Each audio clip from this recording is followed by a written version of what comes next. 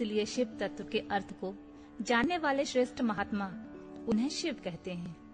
23 तत्वों से परे जो प्रकृति बताई गई है, उससे भी परे 25वें तत्व के स्थान में पुरुष को बताया गया है, जिसे वेद आदि में ओमकार रूप कहा गया है।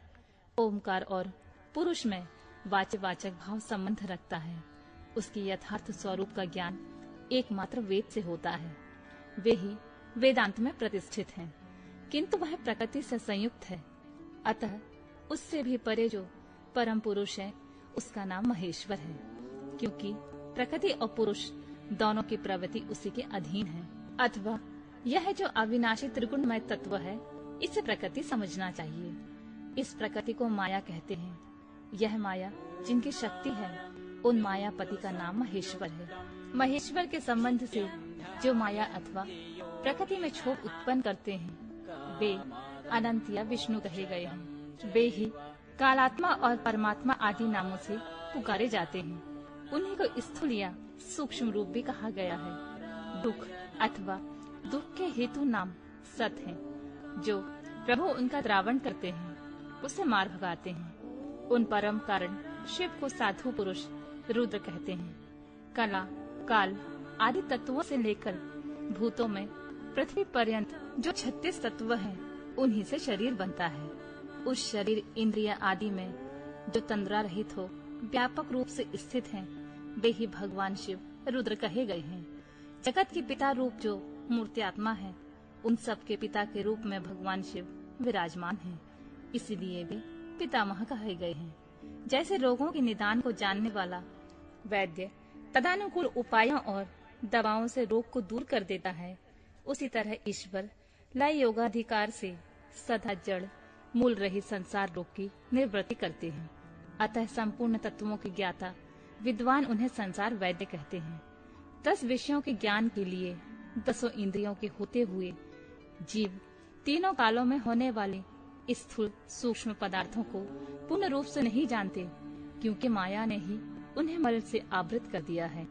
परंतु भगवान सदाशिव संपूर्ण विषयों के ज्ञान के साधनभूत इंद्रियों के न होने पर भी जो वस्तु जिस रूप में स्थित है, उसे उसी रूप में ठीक ठीक जानते हैं। इसलिए वे सर्वज्ञ कहलाते हैं। जो इन सभी उत्तम गुणों से नियुक्त संयुक्त होने के कारण सबके आत्मा है, जिनके लिए अपने से अतिरिक्त किसी दूसरे आत्मा की सत्ता नहीं है, वे भगवान शिव स्वयं ही परमात्मा हैं।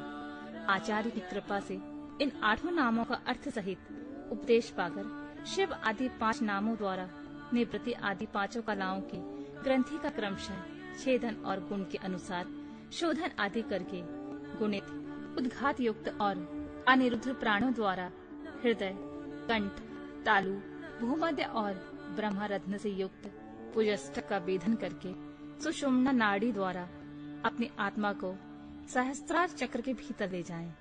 उसका शुभ्र वर्ण है।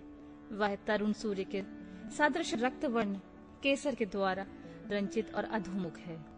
उसके 50 तलों में स्थित आज से लेकर छा तक सबिंदु अक्षर कर्णिका के बीच में गोलाकार चंद्रमंडल है। यह चंद्रमंडल छत्राकार में स्थित है। उसने एक ऊर्ध्वमुख 12 दल कमल में आवृत कर रखा है। उस कमल की कर्णिका में विद्युत सदृश अकधादित त्रिकोण यंत्र है।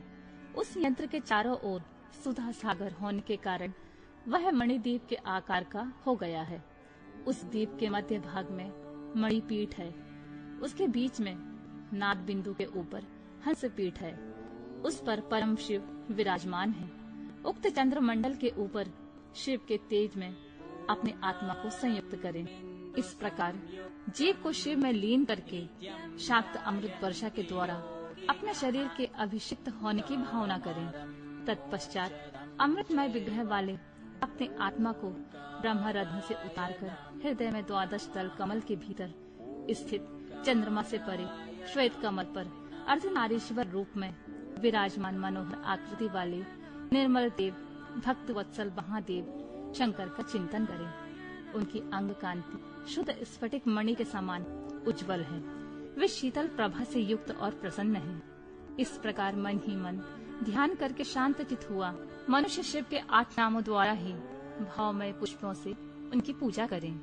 पूजा के अंत में पुनः प्राणायाम करके चित्त को भली भांति एकाग्र रखते हुए शिव नामाष्टक का जप करें। फिर भावना द्वारा नाभि के 8 आहुतियों का हवन करके पूर्णाहुति एवं नमस्कार पूर्वक 8 फूल चढ़ाकर अंतिम अर्चना पूरी करके चुल्लू में लिए जल की भांति अपने आप को शिव के चरणों में समर्पित कर दें।